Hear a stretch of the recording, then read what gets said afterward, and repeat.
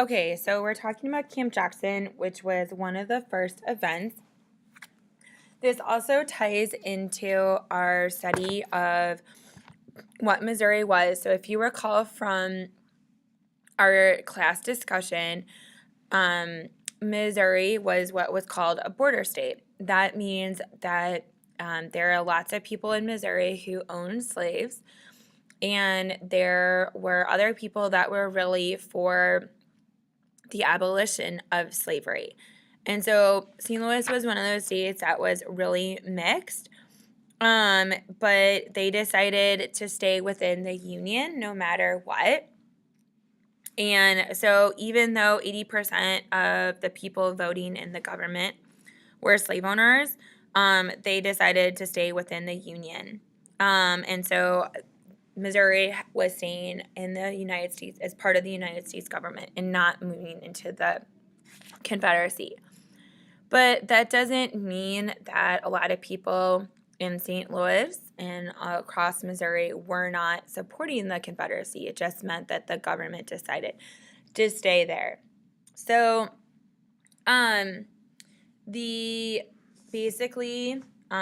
what you'll be learning about on Thursday and Friday is that there was Fort Sumter, where the Confederacy attacked the island.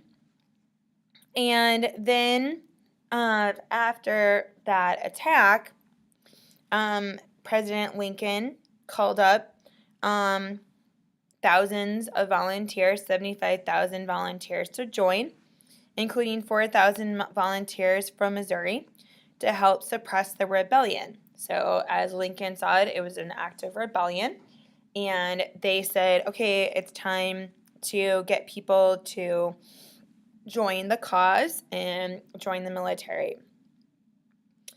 So there were other people in St. Louis who were kind of concerned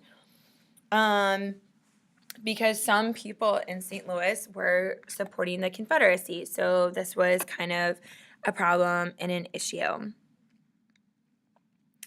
So one of these people that was in St. Louis, who was a German and really concerned about the abolition of slavery, and his name was Nathaniel Lyon.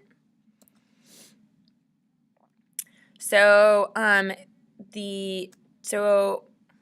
Nathaniel Lyon was very worried about a group of people who were part of the Missouri State Volunteer Militia, and they were in favor of secession, so they wanted to join the Confederacy. And then he basically wanted to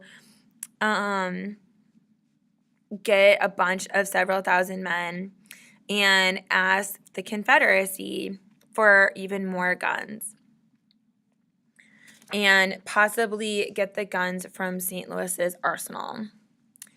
So he decided, and they were practicing and they were drilling. They had set up camp called Lindell's Grove at that time, which is now near St. Louis University. So Lyon wanted to double check and make sure that these people were getting guns from the Confederacy and really were committing acts of treason by preparing to fight for the wrong side, right? Remember, Missouri stayed in the Union, so if you were military, you should be practicing for the Union. This is basically the site of where this is. So they had named their camp Camp Jackson because our governor at the time was sympathetic to the Confederacy and wanted us to join the Confederacy. So Camp Jackson was his camp. So Nathaniel Lyon, who was the Union person, learned of what was going on and snuck in. It says he was dressed in a gown and a close veil of a person's mother-in-law with 2 pistols concealed under his dress. He saw the camp's layout and armament and street signs roughly lettered Beauregard and Jeff Davis. So he was really freaked out because these people really should not be, campaigning for people that are part of the Confederacy. This is Nathaniel Lyon. So Lyon marched to Camp Jackson with some volunteers, especially about 6,000 men, and especially the Germans, and the Germans were known for being abolitionists. And they were surrounded. And Frost designed that his camp was lawful, and he had no designs on the arsenal. Lyon ignored his plea and demanded unconditional surrender.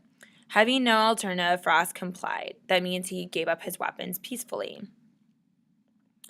Unfortunately, Lyon was disabled by a kicking horse on his way to Frost's tent, causing a delay of nearly 2 hours. A delay was the initial cause for the tragedy that followed.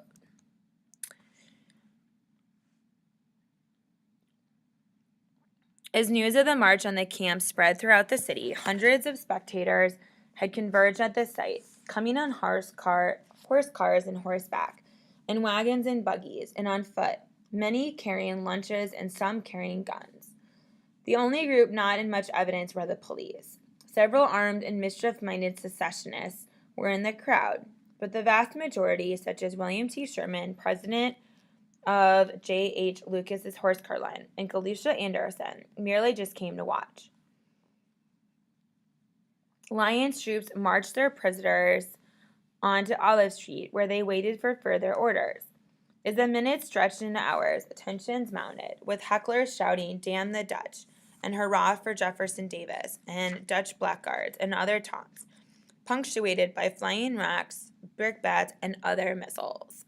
That's where they shouted the insults at Lyon and his volunteers. I just read some of the examples of insults. So when the missiles became bullets and the Home Guard captain fell wounded, some of the soldiers fired into the crowd, their tumbling mini balls doing deadly work. Sherman recalled the first shot was fired by a drunk who had been refused passage through the line of soldiers. Other reports said the first shots coming from the hill to the west, and others claimed the soldiers fired first. All agreed that the regulars did not fire. That means the people that were marched out. Oh, that the regulars, meaning the Germans that were with Lyon. When the brief volley was over, 20 persons were dead, including children, and many more were wounded.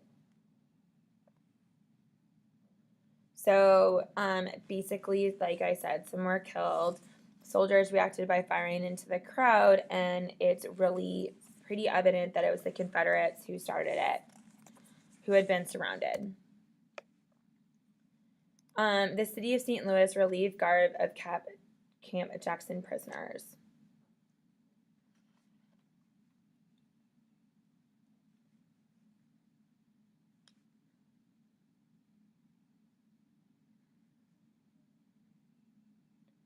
And it was really sad because as a result of these people, their first results were negative. Several hundred persons left the city immediately, claiming to be afraid of the Germans.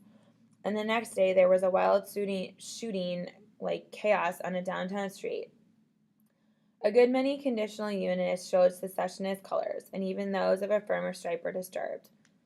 Witnesses hastened to forgive the regulars, and within a few days, 3 Germans were murdered because they started to hate them so much.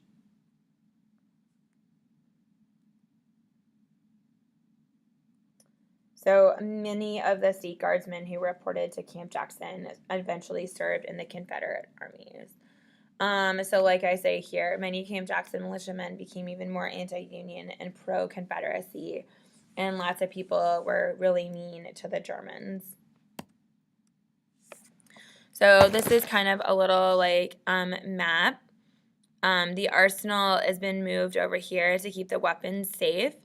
And this is by men. So Captain Lyon comes in and they move into this little encampment, surround them, and attack them and march them out. And a bunch of St. Louisans come and kind of create this mob rule. So the essential information that you need to know basically is that Camp Jackson was one of the first kind of skirmishes on the eve of the first battle of the Civil War, which is Bull Run. And that it's really important that you know and remember that a lot of Missouri St. Louisans were pro-Confederacy, owned slaves. Some of them would have preferred to be in the Confederacy, and that's these people over here who are creating this encampment and eventually did fight for the Confederacy. So just because Missouri fought for the Missouri as a state decided to be pro-union didn't mean that everybody in this state agreed. And that when we go to the Hanley House on March 6th, that you understand that we're going to be talking about that pro-Confederacy and kind of facing that as reality.